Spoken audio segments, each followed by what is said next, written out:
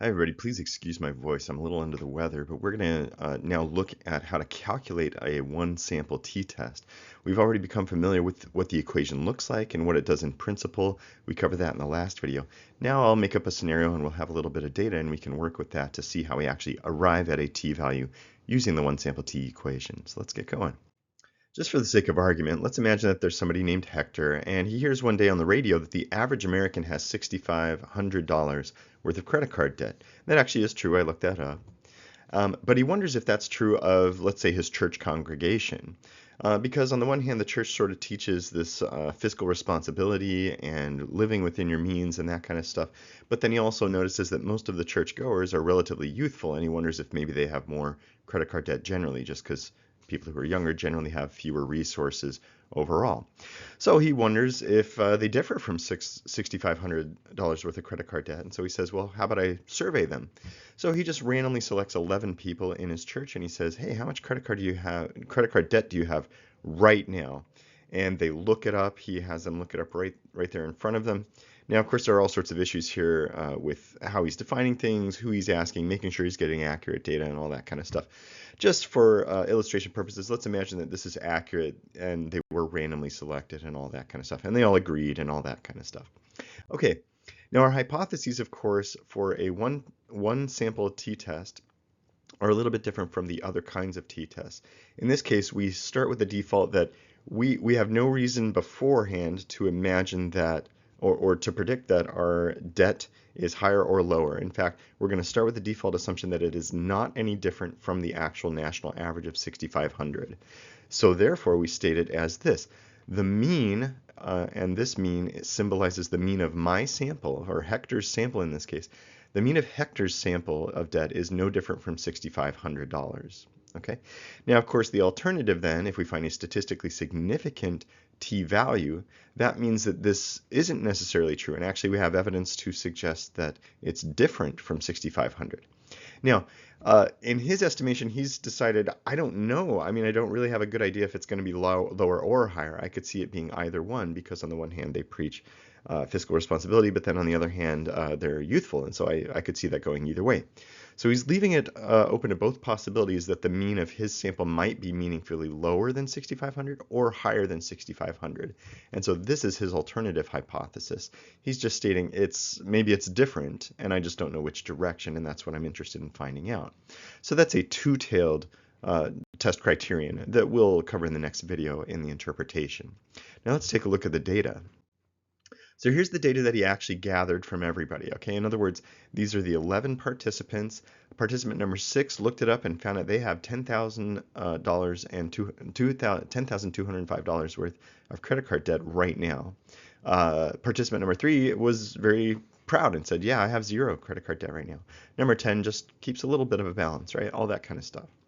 Okay, so here's the equation again that we covered last time, and you can see what we're going to need here. So once again, this is the mean of the credit card debt here, the average credit card debt that was in the sample. This is the criterion that we have set that we want to test that mean against, right? In this case, 6,500. We'll fill all this in the on the next slide. This is the sum of the squared values of credit card debt. In other words, we need to square each value of credit card debt. Then we'll add up all of those summed values, and that will be here. We'll do that in a moment. This is, of course, the sum of all of the debt values here. And of course, n is the total number of observations. In this case, we had 11 observations of credit card debt. All right, and that's everything we need. We just need to plug those into the equation, then simplify. So now here I've plugged in everything that I know so far. I haven't actually calculated anything here, but I do know that my criterion was 6,500, right? I wanted to see in my null hypothesis if this sample's debt was different from 6,500 specifically. And so 6,500 is that test criterion. And I know that I have 11 observations of the variable. So everywhere there was a capital I italicized n, I can put in the value of 11. Okay, now we do need to calculate a few things.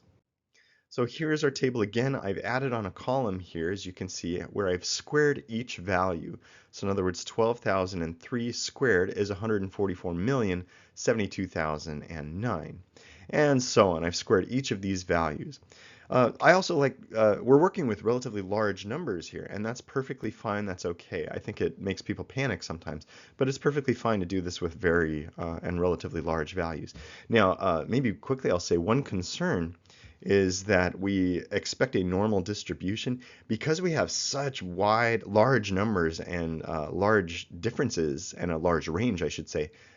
We may have a relatively platycritic distribution. It's also likely this is abnormal from an abnormal distribution in terms of symmetry. And so that may be a violation of the assumption, but I'm just going to keep going for the purposes of calculating the t-value. Okay, so of course, one of the first things I need to do is sum up all of the values that I had anyway, right? All of the observations that I had. So what I'm saying here is I have a total of $69,825 worth of credit card debt in my sample of 11 people. All right, that's a lot of debt. Now, if I square each one of the, oh, actually, first I can then calculate the mean, right? Because I'm going to have the mean. All I do with that is I take that sum and I divide it by the total number of observations that I had, which of course was 11. 69,825 divided by 11 is an average of $6,347.73 of debt per person in this particular sample. Now, right away, I think we can kind of look at this and go, gosh, does that just feel that different from 6,500? And I'm going to say at this point, it doesn't really feel that different from 6,500, but it doesn't matter what it feels like. Let's see what it actually says in the t-test, right? So we're going to continue on calculating. Now, the next thing I can do is, of course, sum up all of these squared values of debt, right?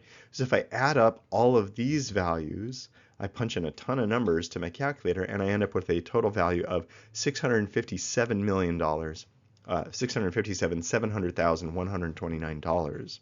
Now this is squared debt, right? This is not actual dollars, but squared dollars. So now at this point, I can plug this information into the equation right here. As you can see, this was the sum of the values of x, which was right here. This is the sum of the squared values of x, which is right here. So I just plug those numbers in, and now I have my equation ready to compute. So now we compute the equation. This is the same thing we had on the previous slide. I've just given it its own space here.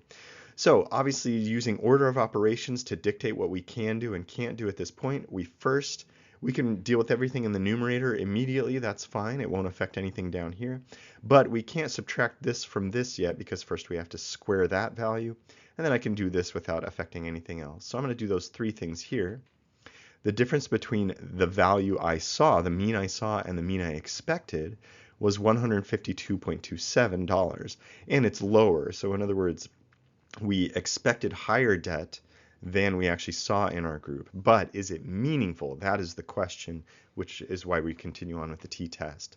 If I square 69,825, I get $4,875,530,625. Okay, so nothing else I can do here, except of course 11 minus 1 is 10. So this is as simplified as we've gotten so far. Let's continue to simplify in the next step. So I've simply moved that equation here.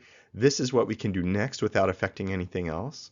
We can divide the 4 billion, etc., by 11.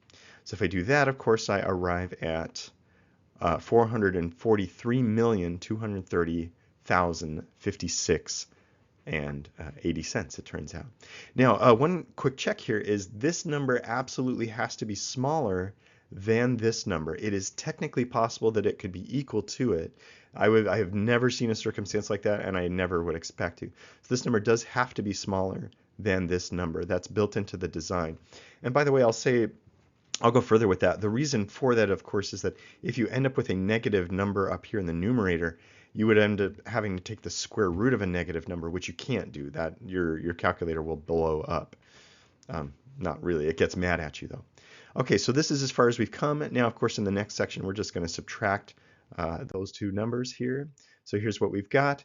If we subtract this number from that number, we get, of course, to $214,470,072.20. Okay. Now, this is starting to look very nice. So all we do here is divide that by that before dividing by that. So if we do that, we end up with this, of course. We get $21,447,007.22, and then we can divide by 11 to get this value of 1,949,727.93 cents.